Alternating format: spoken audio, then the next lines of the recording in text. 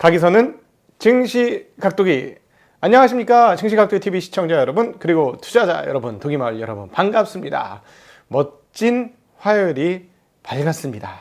그리고 이제 한국 시장 마감이 하루 앞으로 다가왔습니다.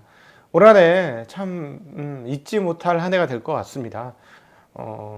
어떻게 기억을 하게 될지 오히려 궁금해요. 시간이 지나서 올 한 해를 어떻게 기억할지 정말 궁금한데, 투자자로서는 정말 그 지옥과 천당이 함께했던 그런 하루였고요. 한 해였고요. 그리고 개인적으로는 참 별의별 일들이 참 많았던 해였다. 그리고 무엇보다도 이렇게 유튜브를 통해서 이렇게 가족과 같은 많은 친구들이 생겼다라는 점 너무 기쁘고 감사하게 생각합니다. 오늘 장 시작하기 전에 먼저 사전에 드릴 말씀이 하나 있습니다. 중요한 포인트 중에 하나인데요. 어제까지 주식을 사신 분들이 입고일 기준으로 2020년 장이었습니다. 오늘부터는 입고일 기준으로 오늘 주식을 사시면 2021년에 내 계좌에 주식이 들어오게 됩니다. 그러니까 실질적으로 오늘부터는 내년 장이 시작이 되는 것입니다. 근데 전일 주식을 사서 전일 주식을 사신 분들만 배당을 받게 되는데요. 배당을 받게 되는 만큼 주가를 조정해 줍니다. 이것을 우리가 뭐라고 하냐면 배당락이라고 하죠. 왜냐하면 배당 이후에 주식을 산 사람은 배당을 못 받기 때문에, 오늘부터 주식을 산 사람들은 배당을 못 받기 때문에 형평성이 떨어진다. 그래서 배당락이라는 걸 시킵니다. 배당락을 시키고 새롭게 시작이 되기 때문에 배당락이 발생을 하는데요. 우리나라의 그 기업들이 주는 배당을 대략적으로 그 분석을 해서 배당일 종가 배당이 그 락을 반영을 하는데, 그 폭이 얼마냐? 오늘 거래소 기준으로 44.27포인트입니다. 마이너스 44.27포인트가 하락한 2764면 4포인트로 시작이 될 것으로 추정이 됩니다. 1.58% 빠지는 건데요. 이렇게 계산하시면 됩니다. 오늘 1.58%가 빠지면 보합이다. 근데 만약에 마이너스 1%다. 그러면 0.58% 올랐네. 이렇게 계산을 하시면 되겠습니다. 배당락이 있기 때문에. 이거는 이제 코스닥은 배당락이 4.42포인트, 0.48%입니다. 배당을 적게 준다는 얘기겠죠.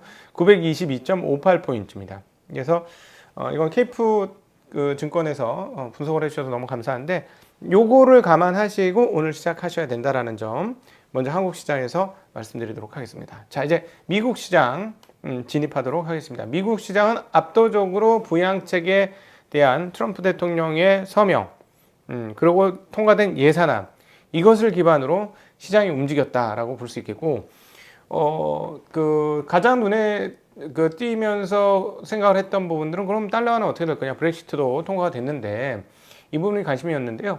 네, 브렉시트 통과돼서 유로화는 강세였는데 그렇다고 달러가 약세였냐? 또 그런 것만은 아니다. 왜냐하면 엔화 대비로는 강세였다. 이렇게 포진이 되면서 달러 지수가 떨어지지 않는 그런 양상을 보여주었습니다. 그럼 채권 금리는 어떻게 됐느냐? 자, 부양책이 통과가 되면 어떻게 돼요? 부양책이 통과가 되면 돈을 더 많이 풀겠다라는 것이죠. 그러니까 달러 지수도 그렇고 채권 지수도 그렇고 장중에는 어떻게 되냐면 달러가 훅 떨어졌어요. 90 깨지는 정도 수준까지 훅 떨어졌다가 다시 쭉 올라와서 어제와 비슷하게 90.2대 정도였고요. 그 다음에 채권 10년물도 마찬가지예요. 이게 갑자기 훅 올라서 0.96% 정도까지 금리가 훅 치솟았어요. 그러다가 다시 전일과 비슷한 0.93 정도로 마감하는 그런 양상을 보여주었습니다. 그러니까 즉 부양책을 이제 통과 사인이 되게 되자 어떻게 무슨 생각을 해? 돈이 더 풀리겠구나 라는 생각에 그렇게 되었다가, 즉 돈이 풀리는 거에 따라 채권 약세, 달러 약세였다가 되돌리면서 마감이 되었다라는 것이죠. 근데 이제 중요하게 포인트로 봐야 될 건 뭐냐면 눈에 확 띄는 것들, 그리고 제가 계속 얘기했던 본전 금리 상황들이 어떻게 되는지 이제 봐야 돼요. 부양책을 통해서 돈을 풀기 때문에 이 돈을 풀면 어떻게 될 것인가, 이것들을 시장에서 무슨 생각을 하고 있는가 잘 봐야 하는데, 향후 1년간 인플레이션 기대치의 중간값이 기존 2.8%에서 3.03%로 증가했다는 소식이 들리고 있습니다. 그래서 다 뒤져봤어요. 그 프레드에 들어가서 뒤져봤는데 10년 월간 monthly 그 break even rate 본정 금리가 1.71%, 10년 일간 break even rate는 본정 금리는 1.97%, 5년 선행 forward 기대 인플레이션 금리는 2.02%, 5년 선행 기대 인플레이션 월간 금리는 1.8%입니다. 그러니까 지금 기대 인플레이션이 올라가고 있는 것은 우상향을 하고 있는 거, 과거에 비해서는 속도도 빠르고 가파르게 진행되고 있는 것은 맞고요. 우리가 이제 이 부분들을 계속해서 체크해야 되는데, 왜냐하면 연준에서 나왔던 이야기는 뭐예요? 평균 물가제잖아요. 평균 물가제. 평균 물가 2.5%, 2.2, 2.0, 2.5% 사이 어디 즈음 일터인데, 예를 들어 이제 2.5라고 하면 좀 높은 거긴 하지만 2.5 평균 되려면 지금처럼 2.0, 2.1 이렇게 되면 평균 되나요? 안 되지. 그러면 이렇게 되다가 평균을 잡으려면 어떻게 돼요? 2.1이 아니고 3.0 정도가 나와야 합산해서 2.5가 나오는 거잖아요. 2.5는 좀 높게 잡은 거고, 예를 들어서 이해하시기 쉽도록. 근데 예를 들어 그러면 한 2.25다 이렇게 되려면 어떻게 돼요? 예, 이런 기대 인플레이션이 2.5를 넘어가는 상황들이 계속 진행이 되어야 평균값이 올라오면서 2.25에 도달하겠죠. 근데 어쨌든 이렇게 되는 것을 우리가 우려하는 건 뭐예요? 우리 중국에서도 최근에 보았습니다만, 뭐 다른 여러 가지 이유가 있습니다만, 돈의 수급이라는 측면에서만 보면 최근에 중국 시장이 약세인 이유는 돈이 시장으로 안 들어가기 때문이다라는 것이죠. 즉, 돈이 긴축되고 있기 때문에 시장이 지금 빠지는 것이다. 물론 이제 반독점법 뭐 등등등 여러 가지 이유가 있습니다만, 그럼에도 불구하고 돈을 퍼주었으면 괜찮았을 거예요. 근데 돈을 퍼놓고 있는 상황들은 아니기 때문에 조정이 나왔다는 것. 그래서 우리가 항상 이 금리에 대해서 신경 쓰는 이유는 뭐냐면, 금리가 올라간다는 건 무슨 의미예요? 중앙은행에서 금리를 올린다는 건 예금자 입장에서 보면 지금 한국의 예예요. 그게 예금 맡겨 놓겠어요? 못 맡겨 놓겠어. 그러니까 주식시장으로 오는 거 아니에요. 그리고 부동산은 지금 다 걱정하고 있죠. 무슨 걱정? 내년도에 세금 내고 나면 기분이 어떨까 하는 걱정을 하고 있어요. 이 세금을 내고 나면 느낌이 어떨까? 집을 갖고 있을까? 집을 갖고 있는 게 자동차 갖고 있는 것처럼 부담으로 여겨질까? 자동차는 부채입니까? 자산입니까? 부채지. 부채예요. 예. 파는 순간 빼고는 계속 돈이 빠져나가잖아, 나한테서. 차는 부채죠. 차 좋아하시는 분은 부채를 들고 있다는 거 생각하셔야 돼요. 저도 조금 큰 차를 타봤지만, 큰 차는 세금이 훨씬 더 많이 나가잖아요. 그렇죠? 세금도 나가고, 그 다음에 책임보험도 나가야 되잖아요. 보험을 안 든다고 해도 책임보험, 돈이 계속 나가는 존재야. 이건 부채거든. 그러니까 그런 느낌이 과연 있을까 없을까? 물론 아직까지 비율로 따지면 그렇게 높은, 미국에 비해서는 아직까지는 높은 정도 수준의 퍼센테이지가 아니라 할지라도 덩어리로 따지면 굉장히 큰 돈이거든요. 덩어리로 이걸 받으면. 예.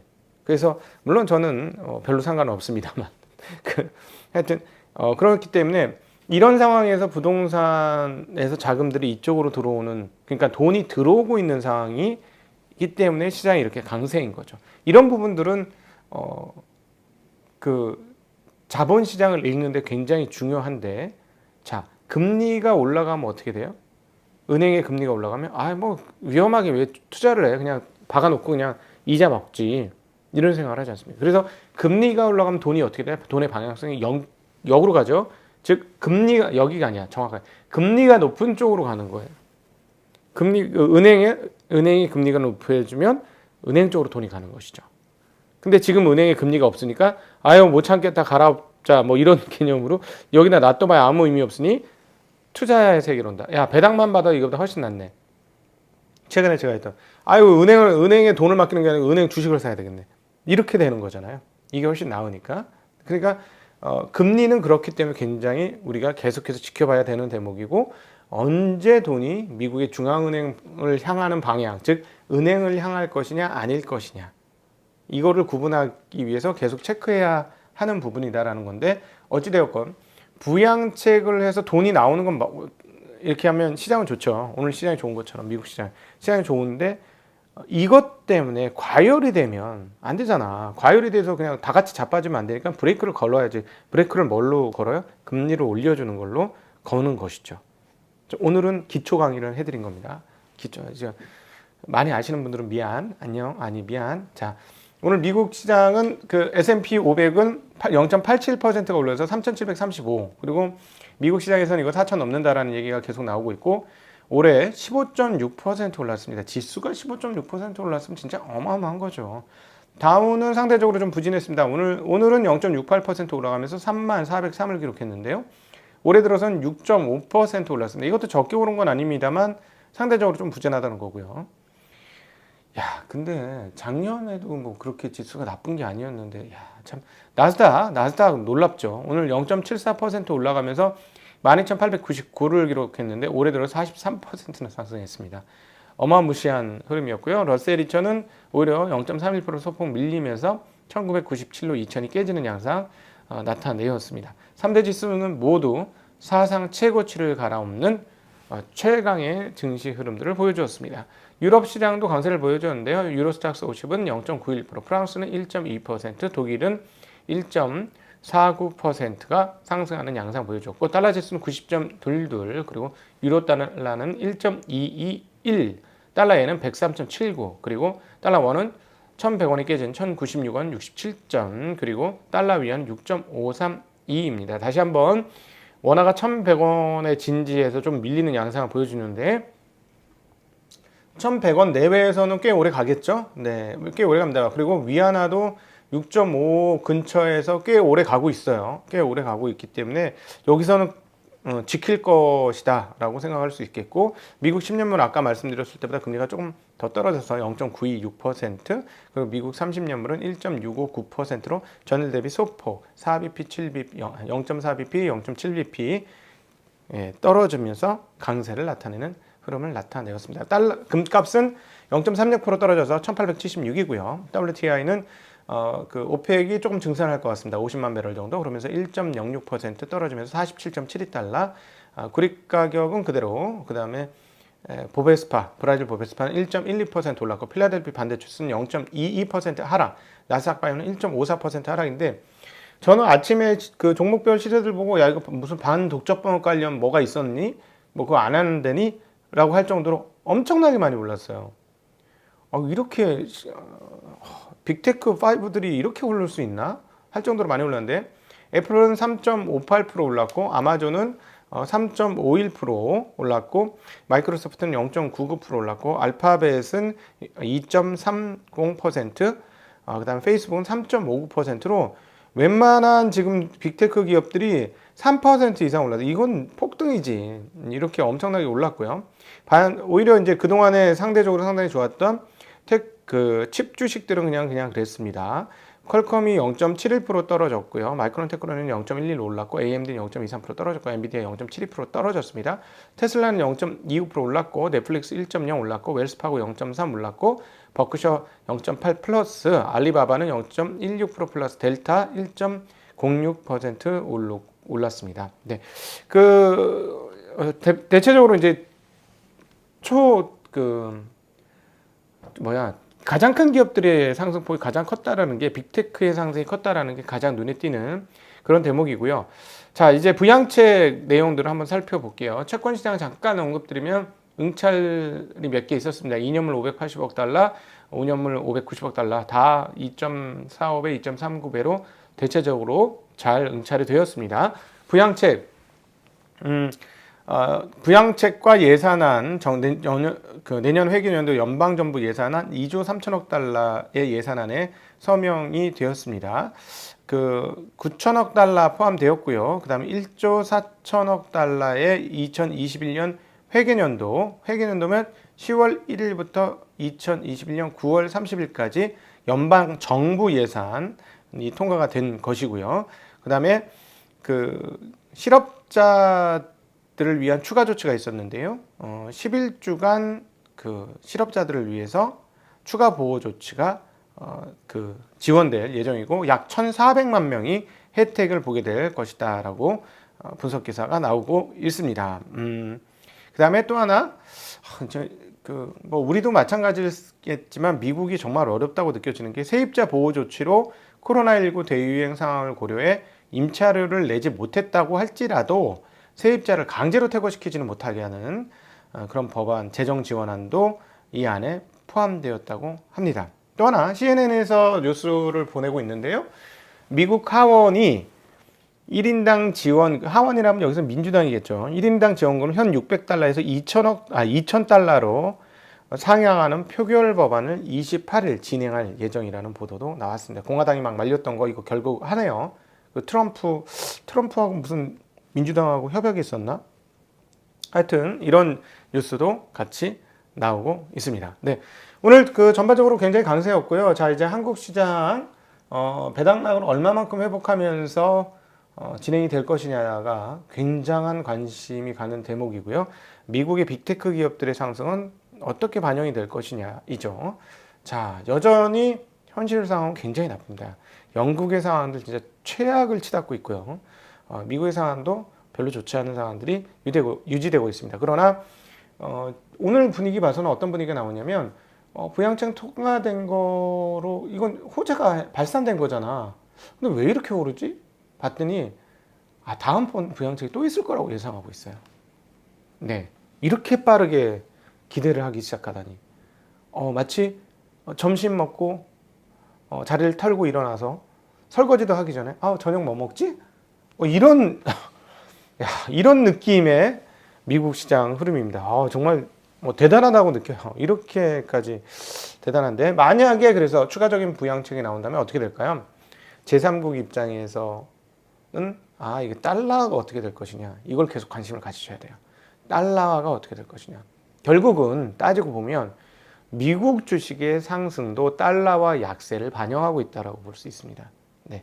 자, 그렇다면 미국 달러와 약세에서 누가 어떤 자산이 가장 좋을 것인지에 대한 생각도 더불어 같이 해야 되겠죠.